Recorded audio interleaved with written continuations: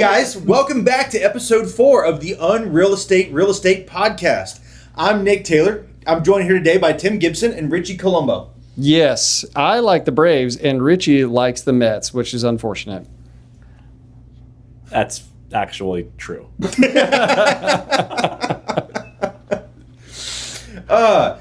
guys, we're sitting here talking. We were just sitting here talking, shooting the crap about war stories in real estate, good, bad, and the ugly. Yeah, Lots of that. Yeah. So who's starting? Oh, I don't know. Okay, I got one. Okay. All right. So, there's the old, I don't know, it's like a common thing where you've got an agent that's been doing it for a long time and you're talking through some sort of contract detail, and then they want to pull out the, I've been doing this for 25 years and we don't do it like that. I had one of those a couple of years ago. So back during COVID, if you remember, a lot of buyers were asking for temporary occupancy so that they could find their next house. Well, I was working for the buyers on this transaction. The seller was asking for temporary occupancy. We gave it to the seller because she needed to find her next house. So everything was fine. We get to closing, and there's a form that we used in the contracts that's the temporary occupancy agreement. And in that form, it outlines exactly what everybody's responsibilities are. In the form, it says that the seller is supposed to deliver over one copy of the keys and the garage door openers. Well, we get to closing and there is no key. And so we're about to close, and I asked the seller or the listing agent, I said, hey, do you have a copy of the key? And she's like, well, yeah, we don't have one. And I was like, and everybody's kind of sitting there at the closing table like, all right. And I'm like, well, they're buying the house today, so they need to be able to access the property. It's now their house. Yeah, so it was kind of awkward, so we're like, hey, we'll talk about this later. So we close on the property. After I call the agent and I say, hey, can I meet up with you and get a key? And she goes, well, the seller isn't comfortable with handing over a key because she's worried. And I was like, worried about what? The owner of the home? Yeah. Yeah. So she didn't want to hand over a key because she didn't feel comfortable giving it to my buyers. And I was like, but it's in the form. And she goes, well, I've been an agent for 25 years and I've never had to do that. And I talked to my broker, and the broker said that you don't have to do that either. And I was like, well, did you and your broker read the form that your client signed? Right. Because it's in the contract. Because it says it's in the contract. When can we meet up to get a key? And she goes, well, and so she still didn't agree. So I literally screenshotted the form that her client signed and said, this is number 8 on this form. And she goes, okay, well, I can meet you up later today. It's just like, I'm not making this up, and they're not going to come in the house and ransack the place. They just bought it. You know what I mean? Yeah. So moral of the story is, know what's in the contract. Actually read it. Even if you've been doing it for 25 years, you never read it 25 years. She used to list homes in the newspaper. Right? Before the internet. Yeah. And back in those days. Yeah, and the forms change 2 or 3 times a year. They so, so it's probably good to brush up on some of that stuff. Yeah. I wonder how many deals she did in 25 years. Who knows? 3? I mean, the average agent right now, right? That 75% of agents didn't do a transaction last year. Yeah. That blew my mind. It's 3 out of 4. It's a crazy stat. So you get somebody in 25 years, maybe they haven't done one in 24 years, but they've had a license. Yeah. Just because you didn't do it 24 years ago doesn't mean it's not the way it's actually done. Yeah. And even if you've been doing it 1 year, read what's in the contract and explain it to your client. Before someone signs away their life. Yeah. Please never put a contract to a client without actually having read the contract first, or the exhibit, or the amendment. Yeah. Now you're asking a lot. Hold on. Oh, heaven forbid. So I have an interesting one. I was working with this client for months. Just helped his son get a house, right? And before we even started working together, he said, listen, I want to make sure that I'm not paying any commission at all. He goes, I think you deserve the 3%, but I want it to come from the seller, not myself. I said, well, I will do whatever I can to make sure that that's in an offer and that we stand firm. And whatever our offer is reflects that, right? So get his son a house, 3% to me, awesome, right? Looking at a house for him, we looked at probably 7 or 8. He fell in love with 2 of them.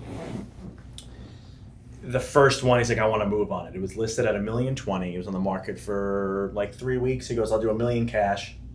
quick close. Let's get it done. Great. I make the offer. She texts me back. I have. Oh, It was really he's good. got receipts. with the 3% right now. Mind you, no financing contingency. There's like a 2-week close, 20K under, but everything else is really strong, right? So she writes back, received. No, KNOW, no, commission is 2.5, not 3. So she's already negotiating with me without presenting the offer, right? Just telling me what my commission is. So I said, thanks for the update. My buyer wanted to make sure our offer reflected the 3% commission we have in place, so we structured it accordingly. He does not want to be responsible for any commission. She writes back, well, you can amend based on this offer. I can counter saying, at no expense to the buyer, ... Telling me that I'm going to take 2.5% and not 3 because that's probably what she told her seller to get the listing. Yep. Instead of being honest and saying there's a good chance, depending on the offer, you'll pay 3%. But she's probably, no, there's no way you go with me. This is what you're paying, right? So I said, I'm sorry, my commission rate remains the same regardless of what the seller is offering on a particular property. Our offers to the seller includes them covering a 3% buyer's commission. If necessary, we're happy to adjust the purchase price to reflect that. We were originally going to offer less. This is a really strong offer. This would be the highest sale in the whole entire neighborhood. Right? Leave it like that. She goes, well, we need some time to think about this, right? She goes, I might not have an answer until tomorrow. And this was like a noon offer, right? We had the expiration to the next day anyway, but it's a really strong offer in a market like this. Yeah. She gives my client the night to think about it. He wakes up in the morning. He goes, you know what? I think we offered a really strong offer. I don't know why they're dragging their feet. Let's go on the other one. We rescind our offer. She writes back 3 seconds after, but we were just about to accept your offer. You're right. Oh, were you? Yeah. So yeah, we just closed on that one last week. So that agent literally cost her sellers the deal. She was over negotiating before she even showed the offer, and actually the seller probably would have jumped on that in a second. Yeah. But she didn't want to come back and say, "Well, they're offering they want to get 3, and I told you you'd only pay 2.5." So, and the difference is what, $5,000? Mm-hmm. Wow. House is sitting on the market still. You know, Much later? How long ago was that? This was about 3 weeks ago. So, I mean, you're talking a month, 2 months worth of mortgage payments? Yep. Right there, that alone was the difference. Exactly. Yep. That's not awesome. Was that insane? Yeah. And she was just over negotiating, thinking like, I don't know, she's been doing it for a while. So came in and just thought she was going to bulldoze me. Thank God my wife, Richie Colombo, is phenomenal and was like, no, this is what you're going to say. And I was like, thanks. Yes, ma'am. You know, I'm the fluffer, she's the bulldog, so we have a good balance. But yeah, she was like, no, you're saying this. I was like, Good here's my comeback, phone. Tom. Yeah, Exactly. But yeah. But communication's key, right? I mean, you can hopefully not over-agent something, but you got to have open lines of communication. Yeah. Yeah. So I had an agent, which will remain unnamed. Oh, come on. No. This one's going to remain unnamed. And he had put this home. It was an expired home that he had taken the listing. He had put it under contract. And he ghosted the buyers and the buyer's agent. Jeez. Okay. Right? So Yeah. listing agent, Yeah. going back and forth, had completely ghosted them. To go through due diligence, they weren't asking for anything. They needed a small change in the closing date, right? Like 2 days. And the buyer's agent had been trying for 2 weeks to contact this gentleman and his admins and that he had at the time. So little did I know, I'm oblivious to all of this. My phone rings. It's my ex-wife. Oh, no. I'm like, why the freaking heck? I'm like, decline. So it rings again. Oh, boy. Decline. My buddy, right, best friend from high school, his phone rings. Oh, no. My ex-wife, right, granted, he's an agent at the brokerage as well. He's like, what the heck? I'm like, decline. So finally, right, she calls him again, and I'm like, just take it, like, whatever. So he steps out of the room, you know, being respectful, everything else. Comes back, he goes, well, you're never gonna believe this. He goes, your ex-wife's getting remarried. I'm like, okay, cool. Why do I give a shit? Why is she calling me off? Right? Yeah. She was the buyer on the house. So her agent had had so much trouble, and she was so fed up with her agent that she had gone around her agent to try to get in touch with this listing agent. Wow. Right? Couldn't get in touch with the listing agent themselves, looks up the brokerage, sees me on the website and goes, let me call that son of a gun. Oh, man. That's how bad it was going that she's like, That's how I'm bad. calling my ex-husband. Yeah, she's like, I am so desperate. That's Like, what I know. we're like trying to buy this house. Wow. And I'm like, okay, if it's that bad, Yeah. for you to pick up the phone, like, how many other clients are out We're there like dealing that? with this. Needless to say, he was no longer an agent of mine for very much longer after that. Wow. We welcomed him out the front door. Did she Did she buy the house? She did buy the house. Wow. As far as I know, she's married and happy with a couple of kids. God bless her. Wow. Other side of town, not my problem. That's crazy. That is Yeah. nuts. Oh, dude. Well, Wow. Clients are crazy and Yes. amazing. Thank you for your business.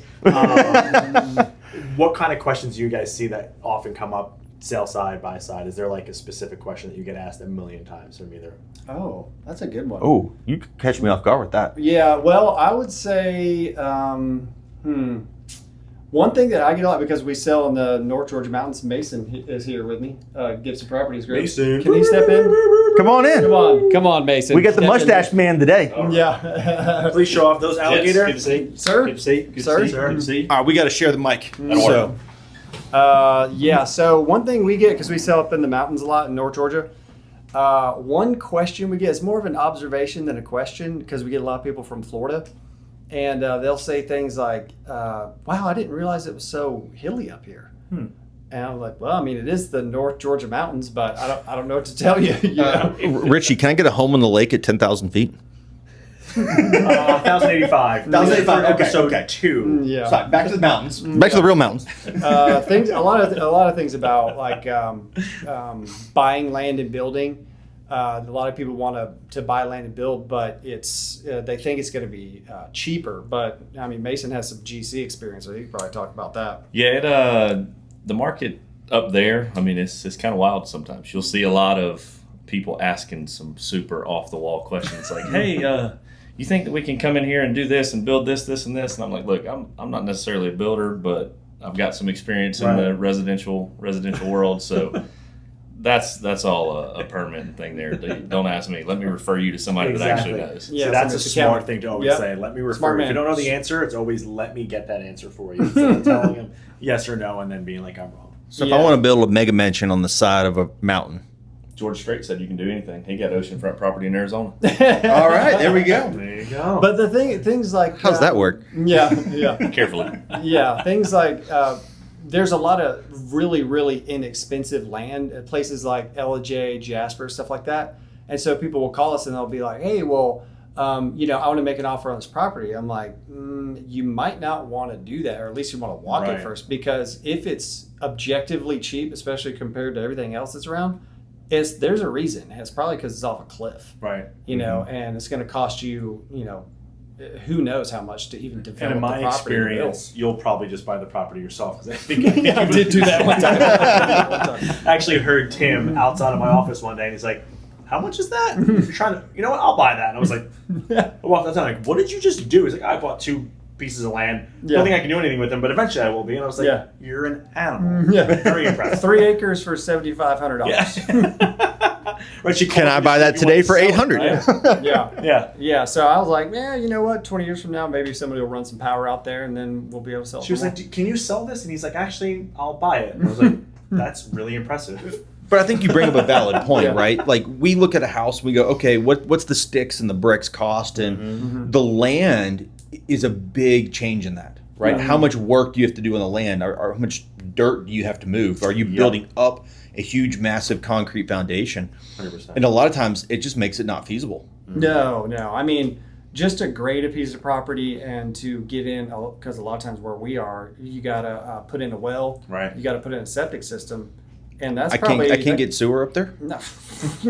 Sewer. We'll just dig a hole in the ground for you. Okay, How far is outhouses. from Buford Dam? Outhouse.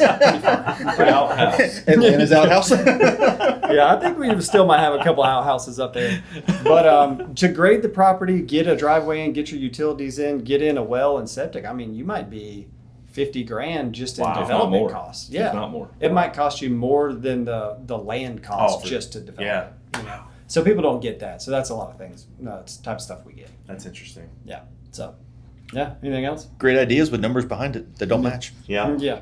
Yeah, exactly. Yeah, I get a lot of, should we stage the house? How should this look? Should I move all my furniture out? Should I do the X, Y, and Z? And I'm always the same thing. If you're moving before then, stage the house. Buyers are not very imaginative. If Yes. it's an empty house, it's going to stay on longer. I think it's something like 73% of homes that are staged sell faster and for like 1 to 10% more. So it's just, that's the way to go. And if it's your own furniture, minimalize it, put some stuff in storage. Yeah. In the garage, people understand the garage, right? They're all in the garage. Yeah. You're going to get more money, it's going to sell faster. So that's like a big thing I get from the sellers a lot, is the staging question. Well, I know a lot of agents that they keep a small storage unit full of just knickknacks and whatnots to help stage. Even if people are 100%. still there, doesn't mean they have great taste, Yep. right? So sometimes we have a bin of soft staging things with Correct. towels and candles and greenery and Home Goods is a great place to a go. mirror and a mat. Yeah, That's exactly. It was actually Home Goods. Been there, done that. Yep. Good idea. I have to use that. Yeah, we usually smart. just go down to the general store, see what they have in there. Just put some gems out there or whatever we got. Hey, it's Dahlonega. It's mining town, right? Exactly. That's amazing. Yeah. What about you? Anything? The craziest thing that people are hearing? Yeah. Honestly, right now, I think the biggest conversation is around price. Yeah. And I think the biggest conversation is people are hearing, they think the market is from a couple of years ago, and they're not really, they hear stuff, but they don't understand what it is and what's really going on. Yeah. And I think educating people on the realities of what's really happening on the ground today and how hyper local it is. Because from Dahlonega, where you are, to Forsyth County, where I live, Different worlds. is very different worlds. Let alone compared to somebody. Different atmospheres. Like you're in a completely different planet. Yeah, You are. 100%. Now you take that and you go down to the city of Atlanta and you're doing something in Buckhead or Old Fourth Ward or some of those neighborhoods. That's a completely different world, and they're not relevant to one another. No. Right? And it's crazy how like 30 minutes in between are different worlds. Yeah. It is. And you have to kind of look at it and go, okay, what is really going on in this market? What are the specifics? Because that's what matter. And I think as an agent, you have to know the market that you're going into. And a lot of sellers, unfortunately, they'll grab an agent that they know from 45 minutes or an hour away because it's Atlanta. Yep. And that person has no idea what we're dealing with. Nope. And they'll say, well, my neighbor just sold the house for 600. 2 weeks ago, it was a different market. Well, and oftentimes that was a year ago or a year and a half ago, Exactly. right? And in their mind, it was yesterday. Yeah. But a year and a half, 2 years ago is not today. So different. Nope. I'm going to list your house for $515 Yeah. instead of 6, you know, because it's just, completely different. I mean, I've seen several homes listed here in June of 2025 where the people had bought them in 2022 and the price is listed at or below what they paid for it, Yeah. and they're not getting it. Yeah. Yeah. Yeah. We just sold one in Flowery Branch. They only owned it for 2 years, but we just sold it for what they bought it for. And they were, but with commission and everything else, they're I mean, and some of those are the lucky ones because a Yeah. lot of these people overbid. Yeah. They paid above what the Exactly market right. really should have because Yeah. they had the cash or they were desperate or whatever it was. And if they're not still there, some of those people are paying the price. absolutely Yeah. right. I mean, with buyers, what are you seeing? I mean, out there driving with buyers, do you feel like they think they have more leverage and they're able to negotiate more? I think that they think they do. I think you hit the nail on the head when it comes to different markets. You have people. Right now, myself and Tim, we're working a lot out of state, so they see what's in their current environment. Hey, this is how the housing market looks. Well, when you come down here, it may be a completely different beast. Yeah. So they try and get their foot in the door. Hey, we'll come in here, we'll do this.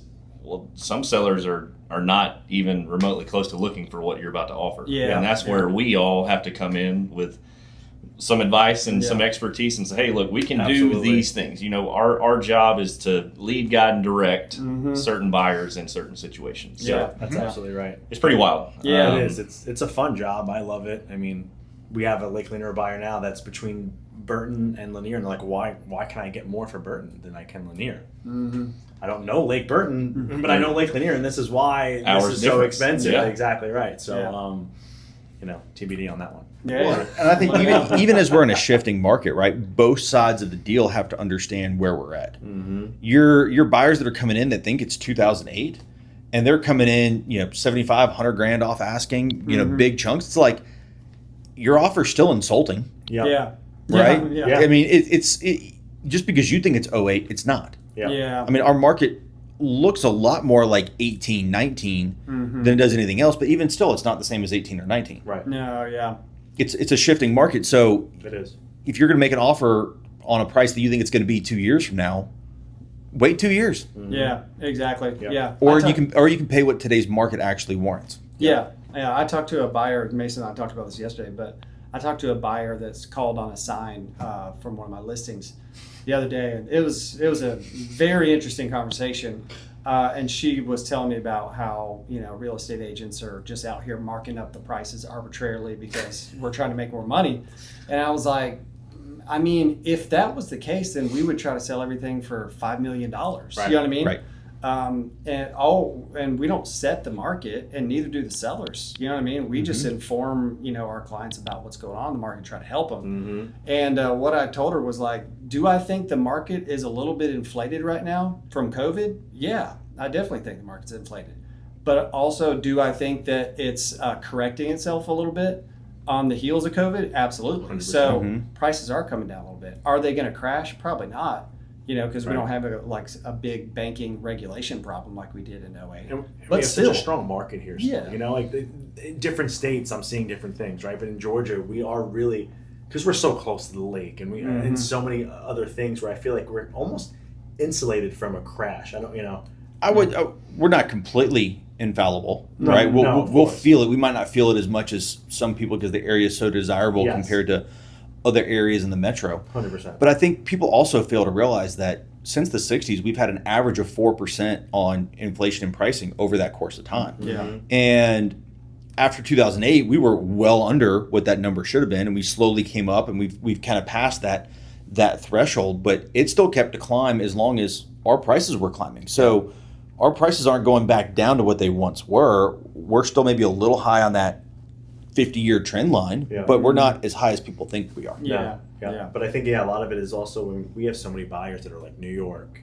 California, even Florida, that like, I can't get insurance for my house, I want to move, I got So I think we're getting so many people out of state that have the money to really purchase these properties as well, and it's just like it's a fun market. I actually really enjoy it as opposed to like put a sale in the Sign in the yard and it's just gone with 20 offers in a week. Like that was fun for different reasons, but now I'm like, this is cool. You get to actually negotiate and kind of see who knows what and what you can do. You get to do every aspect of your job. Yeah, exactly. Yeah. Well, and I think for a lot of agents, it's exposing weaknesses, 100%. right? Whether it's systems and tools that we've forgotten, whether it's skills that we've lost or that some agents have never learned. Right. If they've been in the business less than 5 years, like If you started during COVID, your view of the market and what we do is so jaded. Like you kind of got to go back to school. exactly. Yeah. Read no some doubt. negotiation books because you did not have to negotiate then, right? You're just like, I might sell a house, and then you're like, 100 offers. Yep. Yeah, that's good. And back to the listing stuff, I think it's really crucial now to have a pulse on what, if you're looking at a $500,000 house, what are the buyers looking at? I'm not even really looking at past sales as much. I know them, but I think it's what is this buyer looking at in the same price point in this school district or in if it's a country club. If you're okay with St. Ives, you're probably okay with St. Marlowe and all the other ones that are are surrounding. So what are they seeing for X amount of money, as opposed to now what has sold? Well, it's really analyzing the competition, right? Yeah. Because before there was a buyer for every house. There was more than one buyer for every house, right? Exactly Now right. there's not. So you got to look at those other homes, and they're going to pick between yours and maybe 2 or 3 or 5 other ones that are out there. And is yours the one that's next in line to sell for the price and the value that it is? Yeah, Yeah, 100%. And Mason and I talk about this a lot, but it's like you said, it's all about substitution. That's what buyers care about. What can I get for my money? And if you've got more options, it's going to drive the prices down. You know what I mean? So if I'm a buyer and I'm looking at $400,000 in Dawsonville, I got a ton of options. Right. You know what I mean? Right now, because I've got new construction going up with incentives. I might be able to buy a little house on a 3/4 acre or an acre lot. you have a few options there, and that's just going to cause sellers to have to maybe reduce the price a little bit. Exactly. Yeah. So They got to be competitive. Yep. Otherwise, they're going to be one of the ones that's not selling. Yep. And about 40% of listings right now are not moving on the market. Mm-hmm. You're better being the second or third agent in. For the ones that are overpriced, yeah. Uh-huh. But I think it's also really important the people that have to move, because they're going to be right. realistic with the situation, because they're in some sort of point in their life where they've got to make a transition. The people that are like, yeah, cool, I want to take advantage of the COVID market and cash out. You're late. Yeah, that was 18, 24 months ago. Yeah, 2 years ago. Yeah. I don't know if you've experienced this, but we've just had to pass on listings where their motivation is, I don't really have to sell. If it doesn't sell, okay, I can stay here. I need motivation. You know what I mean? If you're okay, you just want to see your price, see what it's going to go for. I love the business, but I'm not going to put 3, 4, 5 months into selling your home, but you don't really care about selling it. So when it comes down to the price decreases, are you going to do that? Or you just kind of want to see what the number is? And I'm like, you can find another agent. Yeah, I'll be the third agent after you realize. I know. That's tough. I mean, because you feel like you want to help everybody, but sometimes you just go, I don't know if this is going to work. Right. Yeah. You're putting all that time and money into it, and you're like, yeah. Well, I think, the peak for me was probably somewhere between July and December of 23. Was probably the true peak. And it kind of plateaued out there for a while, but with the plateau, I think you're just starting to see more inventory come on. The competition is building up. Oh, yeah. Just in Forsyth County alone, in the last 12 months, we've almost doubled the amount of homes that are for sale. Yeah. Which is crazy. Like 96% or something like that. Yeah, it went from like 600 and some change to 1,100 and some change. Yeah. So when you see that build up, it gets more competitive. 100%. And the ones that are realistic, the ones that are motivated, are the ones that will sell. It might not have been for what they thought they were going to get 6 months ago, but they're still going to sell. Yeah. Yeah. That's crazy because we sell up in Lumpkin County a lot, and 1,200 houses just sounds like a infinite number to us because I think the total amount of, what is it, like 100 and something houses? That was 140 something, 150 something. Total amount of houses for sale in Lumpkin County, 140 something houses. Wow. So we're running about 10% of what you guys are running down here. Pretty wild. Okay. Well, if I want to buy a house in Lumpkin County, I'm taking my horse on up there. Yeah, Exactly. You definitely are going to need a horse or a 4-wheel drive. Okay. Well, I got that. Okay. Good. Still working on Call the paved Tim roads. Gibson, Lumpkin County. Yeah. Still working on the paved roads, though. Okay. We'll get those eventually. They did just re-gravel some of them, so I think we're good on that Okay. front. Yeah. Just the ones up the mountain, right? Correct. Yeah. Not the ones down? No, not down. It's all mud. You're not taking the G-Wagon there, probably. Yeah. Hey, it's full-time 4-wheel drive. I can go more places than you can. That's hilarious. It's good. All right, guys. Well, I think that's a wrap for episode 4. Sounds great. So we'll see all of you guys on the Unreal Real Estate Podcast next week. Bye. Later. Crack it and pop it, or Yeah. something like that.